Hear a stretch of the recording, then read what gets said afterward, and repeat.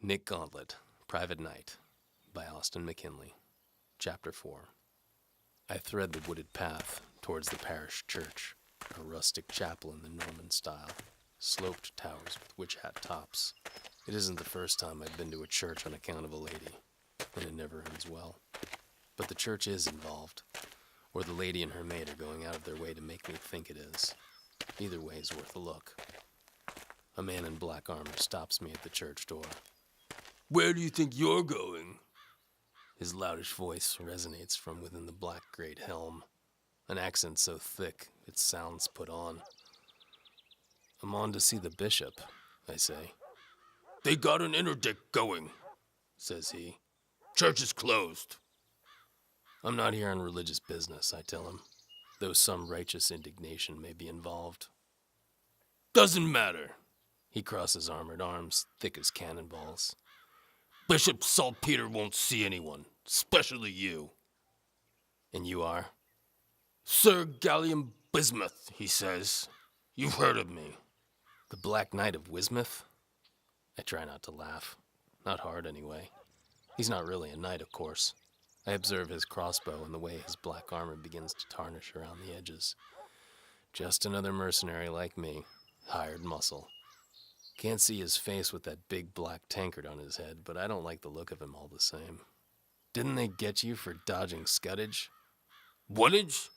"Tax evasion. See what I mean? Thick as a stone." Bismuth points his crossbow at my heart.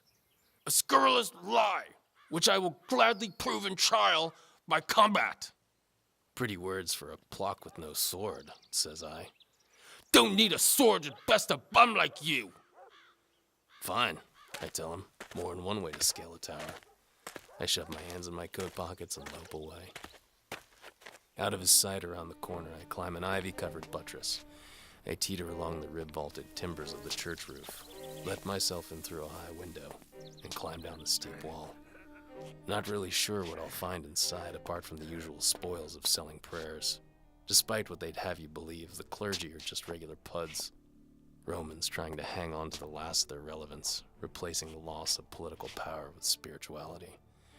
The question is, what does a bishop do with his time when there's no sermon to write? I fall behind the altar with a crunch. When I get up, Bismuth stands behind me. "Knew you'd circle round the back," he says. "Time for that trial. Gonna enjoy knocking your teeth out." I stand gingerly, and we circle each other as I draw my short sword. "You want to surrender?" I tell him. "Now's the time." We lunge at each other. I go for the joints, the weak parts of his armor, but Bismuth knocks me off my feet and into the altar. He's strong as 3 oxen. Bismuth fires his crossbow. The bolt barely misses my face, sticks in the delicate decorative wood carving at my back. I tear the altar cloth away from the shaft and throw it over Bismuth's head as he tries to reload. "Ah!" The grunt is hollow and muffled. I swing the short sword, but it clangs off Bismuth's armor. Armor's handy that way, sure. Cuts down on the minor scrapes that like to get infected, but it isn't what makes a knight. Without it, I have speed, savvy, and those sparkling lights when I get hit in the face. Come to think of it, the armor might be a key ingredient after all. Bismuth lashes out with a foot, and I sprawl into the pews. "Bad form!" he shouts after me. "You rusty gauntlet! I heard you used to be good." We all have our crosses to bear. I scramble up and swing again, but Bismuth steps aside and the short sword lodges in a pew back. Bismuth punches me in the face with an armored fist. I taste copper. Upshot is, I spit blood. Now I've broken in, you'll have to take me to the bishop. Bismuth advances, crossbow ready. "Yeah, but I'll have to subdue you. That's the fun part." "Not if I subdue you first." I stagger back and fall. Bismuth takes aim. "Goodbye, Gauntlet." My foot lashes out before he can pull the trigger. I kick the crossbow out of Bismuth's hands, roll backward into a crouch, catch it, and fire. I can't count the number of Saracens I fooled with that trick, but the bolt ricochets off. The look on my face must be worth more than the large gold cross Bismuth holds across his chest. "The Lord's my shield," he says, and clubs me with the cross. I'm too dazed to defend myself, and he hits me again. I curl in a ball on the floor. Bismuth adjusts his grip and winds up for a powerful drive. "The bishop will hear your confession now," Bismuth says, and swings away. Bismuth's kick wakes me up. That's what the Greeks call symmetry. "What the?" says I. "Oh, right." I'm cloistered, hanging by my arms from ropes slung over a rafter in the bishop's study. I work my jaw, feel for loose teeth with my tongue. The bishop watches me from across the room, his mitre set aside for the moment. Bishop Saltpeter, I presume. "Sorry for the rough handling, my son," Saltpeter says. "We're forced to employ undesirables in a time of interdict. People get ideas we're a soft target." Bismuth approaches with a glowing red poker from the fireplace. "You missed the mark," I say, "but not by much. That's not why I'm here." "Why did you break into the church?" "I'll ask the questions," I tell him. "They say you should always cut to a guard. Every attack contains a defense. Also works with words." Saltpeter laughs. "You're not in nearly as much distress as I'd expect. Do you know something I don't?" "Probably, but mostly it's just that aquavita's a powerful anesthetic." The bishop strokes his chin. "Perhaps we should resume when you've sobered up a bit." "Why wait?" I shrug, despite the restriction. It'll hurt enough eventually. "Your disrespect of my office must be discouraged by the strongest possible methods." He nods to Bismuth, who grins. To me, he says, "You know what I want, so just say whatever you feel." Bismuth burns me with the poker. I'm not going to say the pain is incandescently unbelievable, because it is. But also in the back of my mind is the sure knowledge that, bad as this conversation's going, it'll only go worse if I don't regain control. So I scream, loud as the bishop and Bismuth want me to, then recover, out of breath, and laugh. "Some days you flog the bishop," I chuckle. "Some days the bishop flogs you." They don't find the joke as funny as I do, but they're surprised enough for me to continue my line of questioning. "I have it, that even in an interdict," I gasp, "you still hear confession on holy days." "Of course," says Saltpeter. "I'll make an exception and hear yours if you like." "So that's what you were doing on Michaelmas?" I ask. "It's what I will do," Saltpeter tells me. "I belong to the Cistercian order, my son." He indicates his white robe. "We celebrate Michaelmas according to the old calendar, which will not be until the 11th of October. "That's news," I say. "So where were you 2 nights ago?" "At the Beverly Minster," says Saltpeter. "It was a meeting of church officials convened by the Archbishop of York. I have witnesses. Surely you tire of this." He referred, of course, to the sanctuary town of Beverly, a monastery that bordered Calomel. Those who fled the law found solace there if they could escape across a line of standing stones that formed the border of its influence. Influence no local lawman would challenge. Easy enough to verify. Bismuth burns me again. I cough. The poker goes back in the fire. Embers dance in Bismuth's black armor. I've gotten to where I can savor the split second of numbness before the pain comes. My fleet blessings too numerous to count. It's probably too soon to think about antimony dressing these scars. Come on, Gauntlet, I tell myself. You faced Saladin's hordes. You can face this. "So you weren't here telling this pewterhead to stop the alchemist?" I jerk my head at Bismuth. "I'm not sorry to see an alchemist come to grief," Saltpeter says.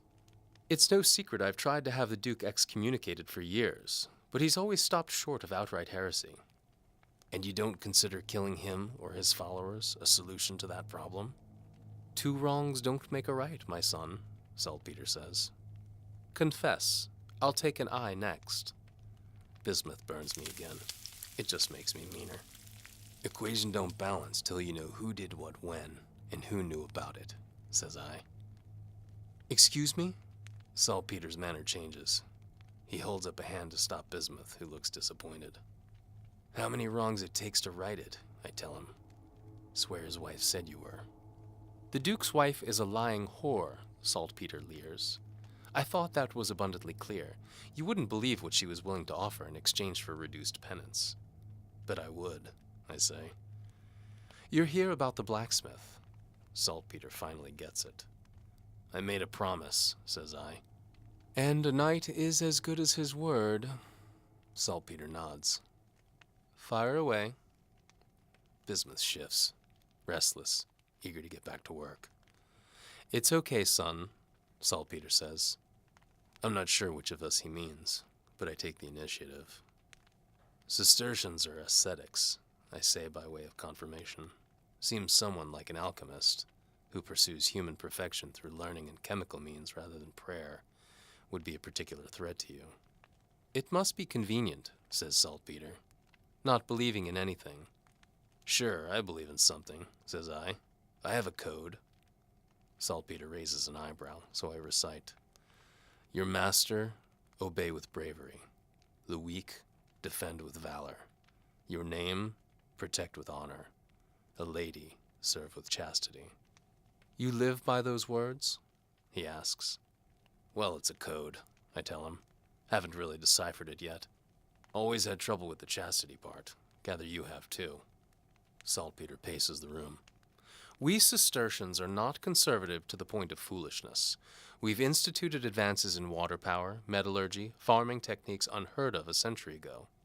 Saltpeter takes the charred scraps of paper, he must have searched my pockets, from the table, continues in a more thoughtful tone. We foster scholarship and learning wherever we found an abbey. Good for you, I say.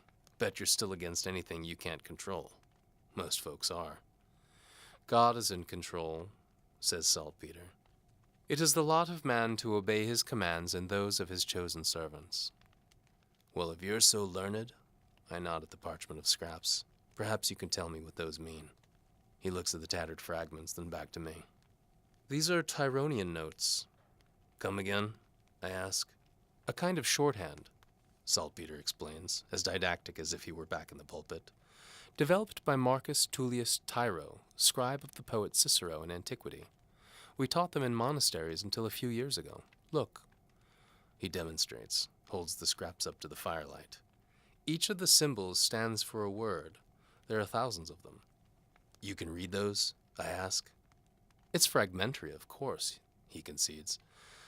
But they seem to be part of a recipe or a set of instructions, probably dictated and taken down by a scribe.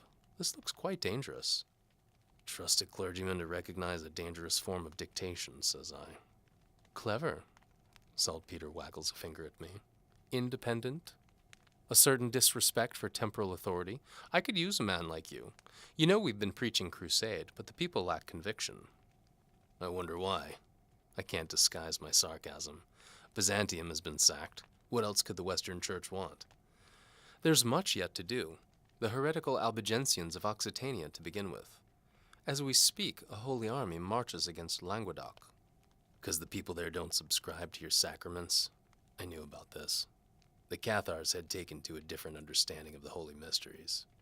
I've been to Béziers as a papal legate. Saltpeter scowls back at me. They're barbarians. An archdeacon was killed just this year by their intrigue. Shame. I twist from my ropes. And mark my words, Saltpeter continues. Before long, another papal bull will call for the reconquest of Jerusalem. I was telling someone as much the other day, says I. So consider before you reject my offer, Saltpeter barrels on. A successful crusade could go a long way to restoring your social status, Sir Nicholas of Gloucester. If you know who I am, I tell him, then you know I was with King Richard's army at Acre. You know what he did to the prisoners there, despite his terms with Saladin. A promise to a heathen is no promise at all. You weren't there. I lean as close as I can, despite the restraints. We sacked Christian towns, too. I saw men of God knee-deep in Christian blood, I say. I saw monks slaughter children like animals looking for swallowed jewels. Kill them all, they told us. The Lord will recognize his own. If that's social status, I don't want it. I tried to do service for God and country, but what if my king's the monster I was meant to fight? The bishop takes a step back at this bit of outright sedition. I've done things in the service of the church I'm not proud of, son, he says, a little quieter now. But God will forgive me. These alchemists, however, the Duke, your friend Marcus, commit mortal arrogance before God and deserve damnation. As does the blacksmith's killer. You cannot achieve perfection apart from God, or indulgence would be money wasted. I'm disinclined to be charitable. Saltpeter crumples the parchment. You can abandon the church, my son, but the church will never abandon you, except in case of an interdict. Am I a prisoner here, or what? No. Saltpeter tosses the balls of parchment into the fire. You clearly weren't trying to steal anything, and you must know by now I am above suspicion. I suppose there's no harm in letting you go. But your holiness! Bismuth begins a protest. Cut him down, commands Saltpeter. Bismuth cuts the ropes, and I drop to the cold stone floor. I find my footing and limp towards the door, which Bismuth holds open. I look at Bishop Saltpeter, give him my best bloody-toothed smile, and punch Bismuth in his black face mask.